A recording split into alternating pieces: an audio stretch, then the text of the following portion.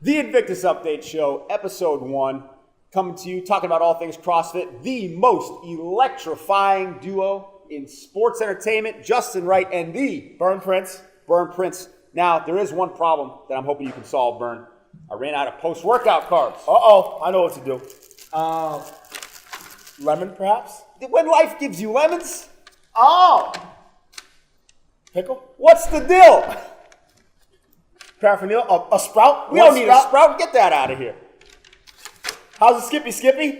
Keep that for later. Are we going to get this? We're gonna get this bread! Get this bread! Let's get this bread! Episode 1, let's get this bread. Lots of updates in the CrossFit world. Let's start by talking about strength, in-depth, UK, the British, throwing a competition, all kinds of crazy stuff happening. Bern, I don't know if you were surprised. I was surprised. The guys' side, a bunch of people that we have not really heard of or not heard a lot of, right?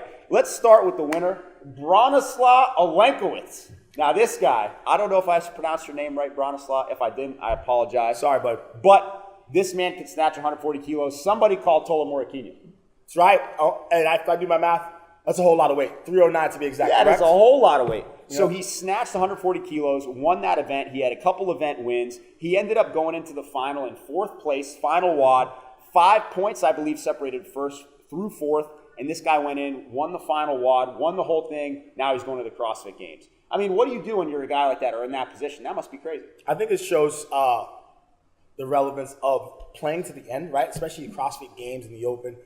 Even when your back's against the wall, 4th place, you're thinking you're out of podium stance and you end up winning, getting 1st place. That's awesome. Good for him. Congrats. I think that's very true. A lot of people don't play through the finish, or a lot of people kind of give up on themselves before the end. And we see a lot of that happening with some of these other guys. So Drew Wayman, actually, younger kid, made a splash at regionals last year, you know, kind of a coming into his own as a CrossFit athlete. This guy took 4th at Wodapalooza. So now you're looking at a guy who missed the podium at one of the last major competitions, comes back, takes 2nd place. Yeah, he didn't stamp his ticket to the games, but I think he earned a lot of respect. I think people don't underestimate getting top 10 in any competition, whether it be a sanctioned event or even an internal throwdown.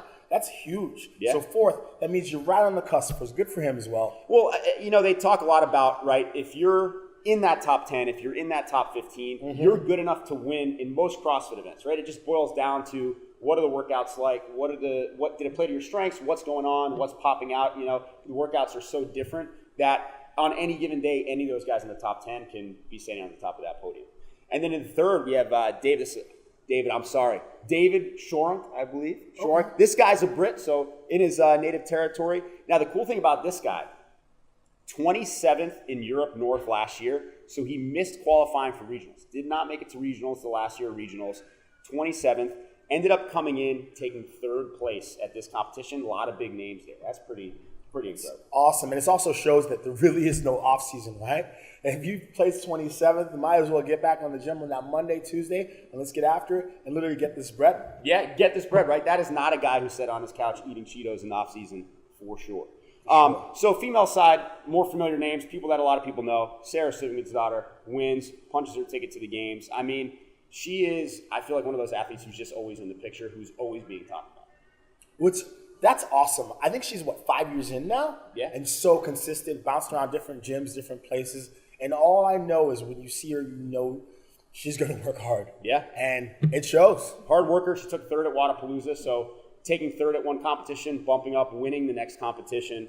And it wasn't like it was an easy pass, because in 2nd place is Jamie Green, who, if you go back to Wodapalooza, her team, she was with Cody Mooney, Alex Smith, and Jess Griffith, and they actually won the elite team competition at Wodapalooza. So no stranger to competition. Jamie Green taking 2nd place. Pretty awesome. She's been in the game for a while. No holes on that team either, huh? Those games are ridiculous. Right? Talk about a team that I am glad I was not competing against at Wodapalooza. And now in 3rd place, we have Danny Spiegel. So 5th place at Wodapalooza in the elite females, kind of another perennial competitor. Really no surprises there. That's pretty believable podium. Not to say that the guy's side wasn't, but kind of pretty standard. Now, one thing that we do need to talk about, Bern, there are some people who call themselves the Central Beasts, and they have done every team qualifier under the sun. They're qualifying for sanctioned competitions that don't even exist yet. I mean, these guys literally they won the MAC Challenge qualifier. They ended up placing 5th at Dubai, so going all the way out to Dubai, taking 5th in the team competition. And these guys just won Strength and Depth UK, taking first place. Let's run through this list of names. You got Zach Souter, who's a perennial central regional guy. You got this guy, Joseph Tortara, right? I don't know who he is, but he's fit. I looked at his stats. This guy can CrossFit. You're fit, Joseph. You are fit. Nicole Holcomb, Games 14-15. Yes. Perennial Games athlete. And Emma Chapman, who's just another BA female. Since we're talking about International Women's Day, that happened. We just did a video on that, right? Yes, we did. We got some bad ladies on the Central Beast team. These guys are going to do some damage. So let's shift gears now and talk about Open WOD 19-1. Obviously, we did the strategy video for it. We got a chance to go through it. What are your thoughts now, seeing the dust settle, if you will, on Open 19-1? I think we touched base earlier last week. That is definitely a skill, a will versus skill workout. I mean, you're pushing fast on the road. You're pushing fast on the wall balls. There were a lot of sore people the next day. I didn't love the workout going through it, but I do love the concept of it. Wall balls and rowing, you just get after it. Yeah. I mean, this is one of those things where, like 18-1 last year, you're seeing fast transitions. You're seeing people literally set up their rowers like completely or as close to adjacent to the wall balls as possible. Good work. I mean, I don't know if anybody saw Coach Dan Melzar from Invictus Boston's video, but he literally finished his stroke on the rower. He spun around on his seat and picked up his wall ball, started doing wall ball shots. So kudos to you, Danny Melzar, on having the most efficient transition of Open WOD 19-1. I wish I stole his idea for our video. But unfortunately, Melzar's about to be a med student, so he's much smarter than we are. Yes. And, we can rely on him to bring that knowledge to us.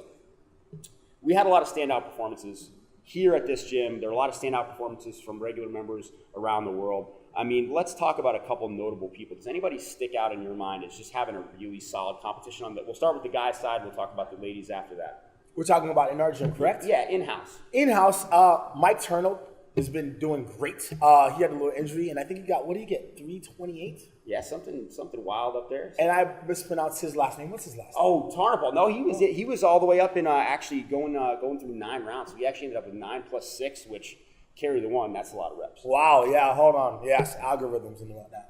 We also had Ryan Jacobson, one of our morning guys, end up putting up 9 + 9. And what's crazy about this is these are, I don't want to call them average members because they're not average. No such thing. These are, stud athletes, but these are people who have not seen the field of competition in the CrossFit world before. They're not people who are competing on teams in the past per se. These are just people who show up and get after it. They're working day jobs, and they're coming in and putting up incredible scores, which I think is always pretty badass when you see that. That's always really cool. That's a great point, Justin. And I think there's a trend in the community where the Open is different with no region. So I think people got dejected about the Open. And I'm not going to qualify for anything, but I don't know. I think that competing for pride and pride's sake only is worth it, right? Yeah. It makes the Open so much fun. I think the energy, I know from our gym and other gyms I've heard throughout the world on Friday night, the energy is through the roof. It's a good time. Everyone should do the Open, whether you've been CrossFitting for a day or 10 years. Yeah, that's actually a really good point, right? You may not be competing for a qualifying spot at a competition or a qualifying spot at the games, right?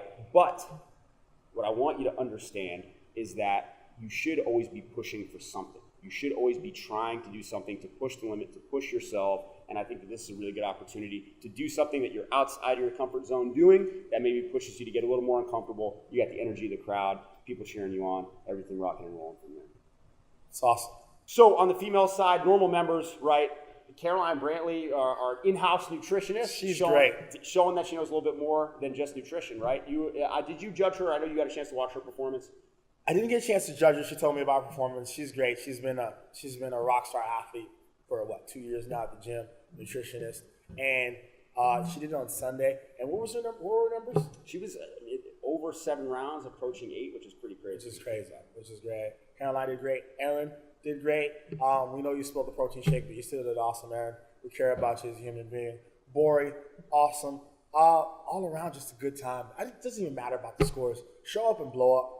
Yeah, energy in here was crazy. One thing I wish I had prior to the start of 19-1 is, boom, some Invictus Metcons. So if you see these are available for order. They are going to fly off the shelves. Caw-caw! You want to get your hands on these while you still can. And, I mean, let us not forget our title sponsor, Laura's Lean. Now, Bern, I know you're a fan of meat. What is Laura's Lean doing for you? Laura's Lean's making me strong. That meat is available to your door, delivered to your door, grass-fed, grass-finished, delicious steaks, chicken, poultry, jerky, all kinds of good stuff. Thank you, Laura. Thank you, Laura. We love your meat. Now, tune in next week. We're going to be going over week 2 of the CrossFit Open. We're also going to be going over the live announcement of 19-2 on Thursday when that comes out. If you liked what you saw last time, we got more coming your way. Hopefully, nothing too crazy in week 2, but we'll see what happens. Until next week, guys, this is the most electrifying duo in sports entertainment. Justin Wright. Bern Prince. We out. Thank you.